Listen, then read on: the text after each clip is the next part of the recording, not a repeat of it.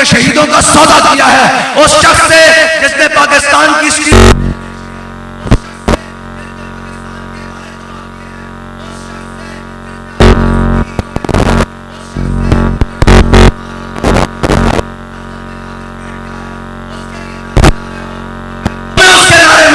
मुबारक हो। हम नारा सिर्फ ये बोले लगा रहे हैं, वो ये है कि ताजदारे खत्म नबूवत। और मैं तमाम से कहता हूं, जितने चौधरी हैं, जितनी बिरादरियां हैं, मलक हैं, खान हैं, अंसारी हैं, कुरैशी हैं, जितनी भी बिरादरियां हैं, राजपूत हैं, हरी हैं, जितने भी हैं, मेहर हैं, मलक हैं, मैं तमाम से कहता हूं कि मलक साहब, चौधरी साहब, अराई साहब, मेहर साहब, राजपूत साहब, भट्टी साहब, जितने भी आप, अल्लामा इकबाल एक सवाल पूछता है कि यूं तो तुम सैयद भी हो, मिर्जा भी हो, अफगान भी हो, मुझे ये बताओ कि क्या तुम मुसलमान भी हो? भाई अगर बिरादरियों का वोट है और बिरादरियों के साथ खड़े होने का नाम अगर हक है, तो मुझे ये बताओ कि बिरादरी तो अबू लहब की एक थी, लेकिन बिलाल काबे की छत के ऊपर क्यों चला? ये याद रखना, वोट ना बिरादरी का है, वोट ना नून का है, ना वोट पीटीआई का है, ना पीपल्स पार्टी का है, ना वोट इमरान के कहने पर देना, ना वोट जनाब जरदारी के कहने पर देना, ना वोट नवाज शरीफ के कहने पर देना, ना वोट शहबाज शरीफ के कहने पर देना, ना वोट बिलावल के कहने पर देना, ना वोट मेरे कहने पर देना। वोट सिर्फ और सिर्फ जमीन को देख कर देना और ये देखते हुए कहना कि मैं जिस शख्स के हक में फैसला करने लगा हूं, क्या वो इस काबिल है भी कि नहीं? वो सब कुछ ये दावा करता है कि मैं त्यागदार हूं। क्या वो गरीबों पर जुल्म करने वाला तो नहीं? क्या वो गरीबों का हाथ मारने वाला तो नहीं? क्या वो थानों और कचहरियों में गरीबों के ऊपर जुल्म करने वाला तो नहीं? क्या वो कौम की बेटियों को इज्जतें बेचकर खाना खाने पर मजबूर करने वाला तो नहीं? वोट देते वक्त एक मर्तबा जरूर सोचना कि तुम्हारी एक पर्ची की वजह से पता नहीं कितने गरीबों का चूल्हा बंद हो जाएगा, तुम्हारी एक पर्ची की वजह से पता नहीं कितने मजलूमों पर जुल्म के पहाड़ गिरा दिए जाएंगे, कितने बच्चों के नाजायज इनकाउंटर कर दिए जाएंगे। पर्ची देते वक्त एक मर्तबा जरूर सोचना, ऐ पाकिस्तानी कौम, ये पर्ची तुम्हारे पास अमानत है। पर्ची देते वक्त एक मर्तबा सोच लेना, फिर कल ये ना कहना कि हमें कोई बताने वाला नहीं था। आज हम आपको बता रहे हैं कि निकी चादर ताड़ के सो गए, मालिक चोट पछाड़ के सो गए, रचन वाले रच के लुटिया, जागरण वाले जाग के सो गए। हमारे उम्मीदवारों की बात तो देखो, इस जुल्म और जबर की आंखों में जब ये सारे पौले हुए फिरते हैं, उनके सामने भी ये सब सीना से पर होकर अपनी जाने हथेली के ऊपर रखकर इन जालिम और जाबरों के सामने आ खड़े हुए हैं। अब फैसला आपका है कि आपने जुल्म का साथ देना है या हक का साथ देना है, सच का साथ देना है। यह फैसला आप लोगों ने करना है कि अब आपने कहां खड़े होना है। हमने तो सरे राह दिल अपना जला के रख दिया। हमारा काम इतना था कि हम इनके मुकाबले में खड़े हो जाते। आपको पता है हम किन के मुकाबले में खड़े हैं?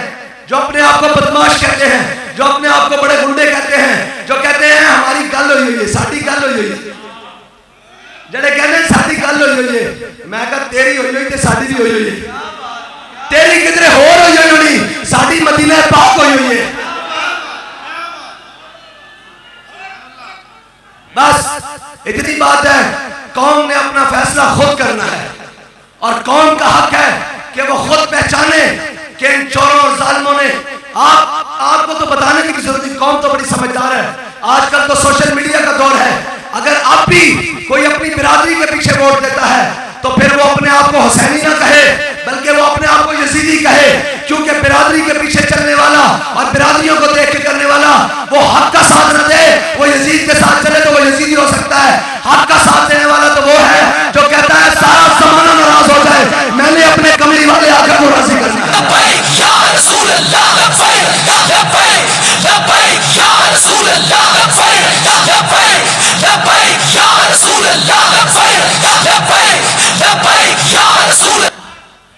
और मैं सब बिरादरियों को कहता हूं कि आपका हक बनता है यार, बिरादरी चीज है।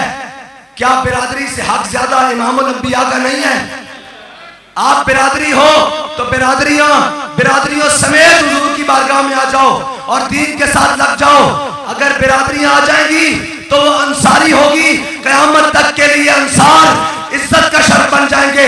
अगर वो हुजूर के दर पर नहीं आएंगे तो वो फिर अबू जहल भी हुआ और अबू लहब भी हुआ, तो क़यामत तक के लिए जिल्लत का निशान बन जाएंगे।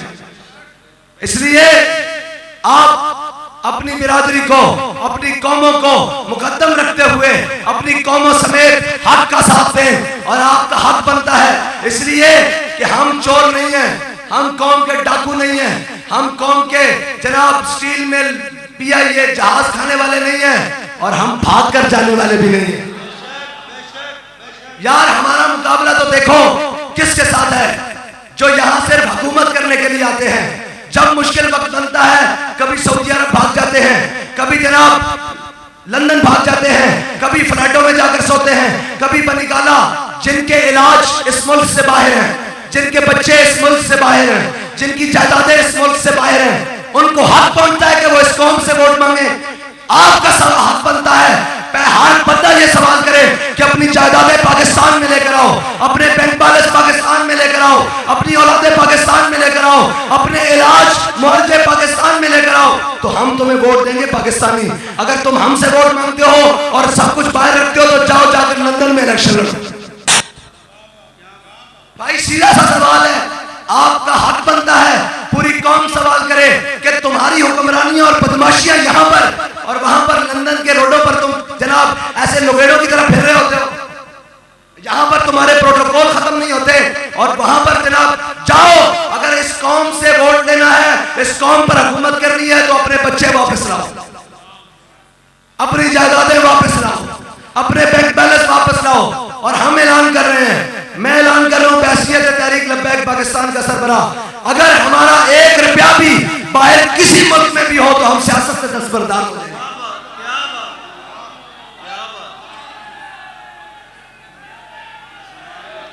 वो कहते हैं कि एक जंगल में ना, एक जंगल, ये बड़ी सुनने वाली मिसाल, एक जंगल में एक आदमी गुजरा तो उसने देखा कि दरख्तों को आग लगी हुई है।